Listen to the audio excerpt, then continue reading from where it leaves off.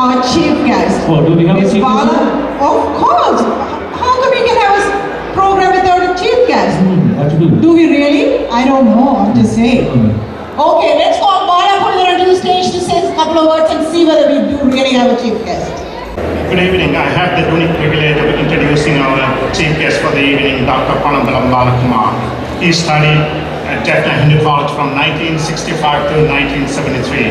He's originally from Cookville, Jaffna, and for the past 25 years he's living in Virginia with his wife Panaja. They have two children, Ethan and Uma.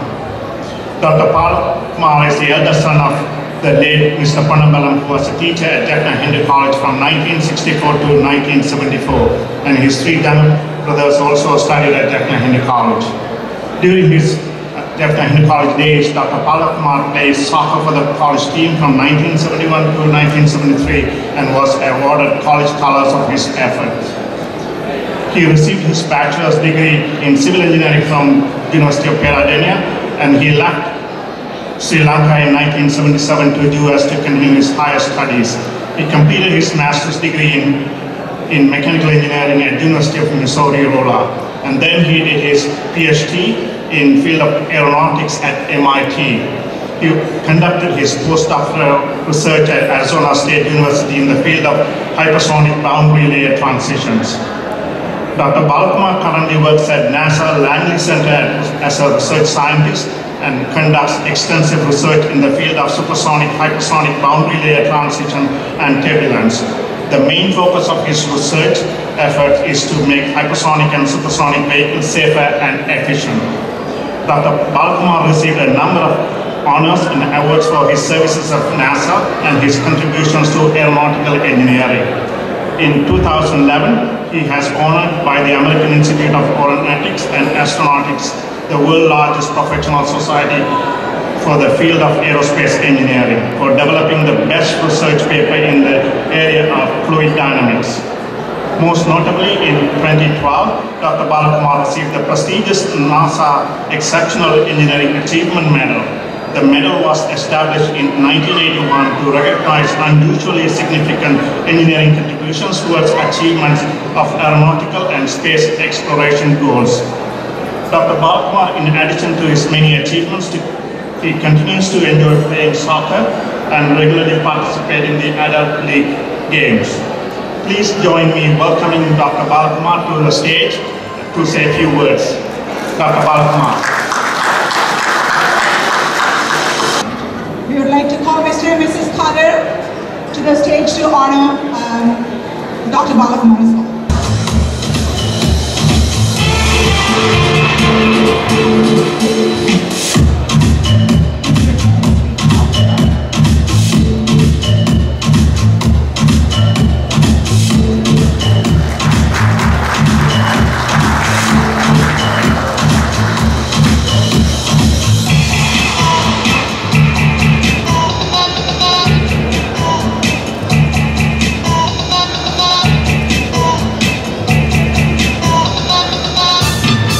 Thank you all, and thank you, Mr. Pumitaran, for the warm introduction.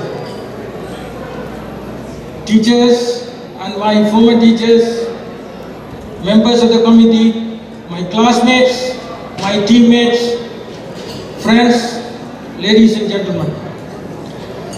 First, thank you very much for inviting me to this auspicious 125th anniversary of our great school. It is an intensely deep honor to stand in front of you all as a proud old boy of our school, made only greater by the fact that there is nothing more or more humble than to be honored by your own whom you played with, you grew up with, and I thank again the committee for giving me this honor.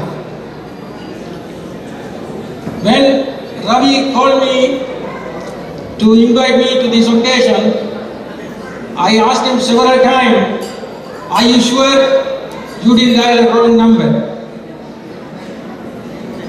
because there are so many of our great old boys who are more qualified and more successful than me, and who are more adept to give better speeches than me. I reminded Ravi, in my profession, I look at numbers, equations, and the computer screen 24/7, which does not talk to you at any time. And the rest of the time, I was speaking in front of the graduate students, not like the audience here have to pay a serious attention to me to get a good grade. My first year at Hindu College in 1965 was the year we celebrated the 75th anniversary. Next year, when I was in 7th grade, we held an exhibition to showcase our strength, our achievement of the school. At the time, I was only 11 years old. We were so excited to participate in it, and we were running around. And at the time, we all realized how lucky we were to study in a school full of achievement and honor. Before I go further, since this is an 125th anniversary, I will read 3 lines about how our school was built. I took these 3 lines from an article written by Mr. Arnasalam, former principal of Victoria College, Jaffna. The title of the article is The 100 Years of Hindu College. He writes, the treasurer, Mr. Basupati Chettiar, persuaded one Mariyothu Upadhyaya to sell the land where the permanent building now stands. Immediately afterwards, they felt the necessity for permanent buildings. Here again, they acted together, and all members of the subcommittee participated in a collection campaign. They appealed for public funds. They approached every household and asked for 1 coconut trees produced. At certain houses, they asked to put by 1 handful of rice a day and give them at the end of the month. They went to every Hindu business establishment. Mr. Nagalingam galvanized them into a feverish activity, and funds came pouring in. It took 5 years for the building to be completed, and Mudaliya Ponnappulam Kumarasamy opened the building in 1895.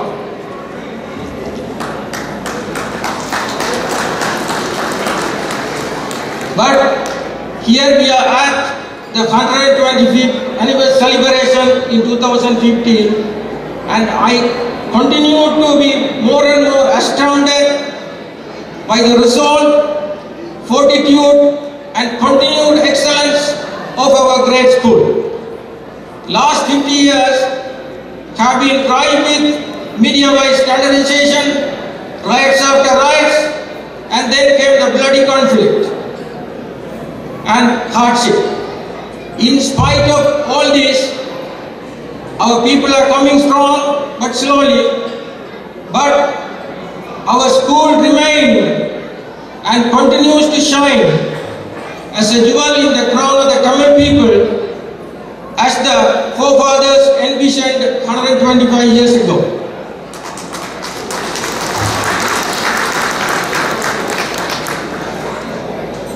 Throughout this history, our school opened its doors to people from all over the country, from KKS to Kadarama, from Colombo to Batticaloa, to come and study in our school.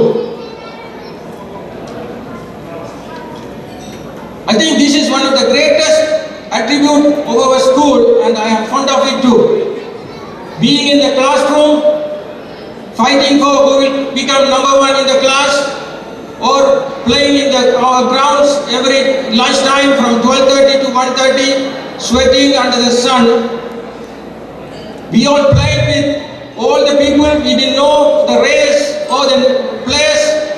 background.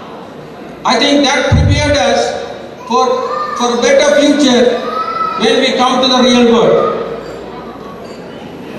Now the important part is for a school to maintain that kind of appeal and then the standard of excellence for 125 years through these struggles and hardships is indeed incredible. But we all ask the question, how did they do it?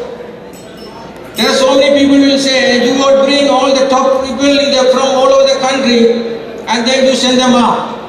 But our school baked us better than anybody else. I say, look out across this audience to the exceptional principals and teachers we had throughout our career, and to the exceptional successful old boys sitting in there. It is clear to me how the Jaffna Hindu earned its reputation. It continues to be the highest standard for education for all students, including over the 20,000 students. It had graduated from its inception in 1890, provided the skills, tools and the strength to succeed in the world like us today.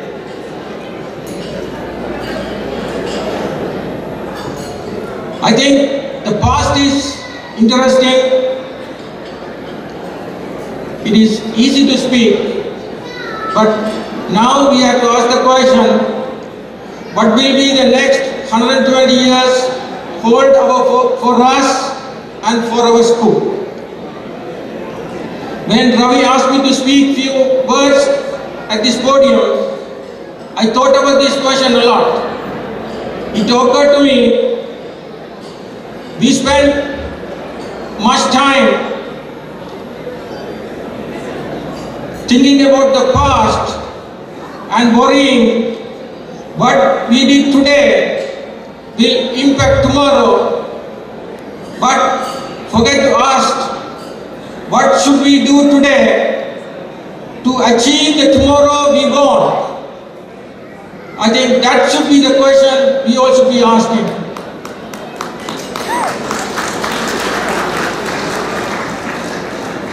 I believe that more than any other point in our life, tomorrow we want is more achievable and brighter than ever.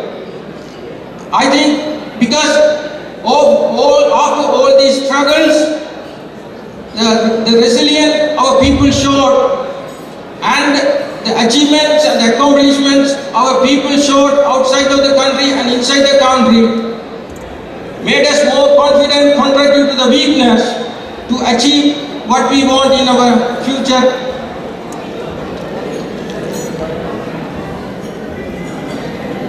Back home in the United States, always we all read in the news talking about how the math and science course in US is much lower than the school test scores in Asian countries like China, Singapore, Philippines, Malaysia, India, etc. But they don't have an answer. How come the students from those countries cannot produce the companies like Google, Facebook, Apple, Boeing, IBM and NASA? To me, this is the question. The first step to ensuring that the future is full of opportunities and success for our young children at home or here is to make sure that our schools are equipped to adapt to the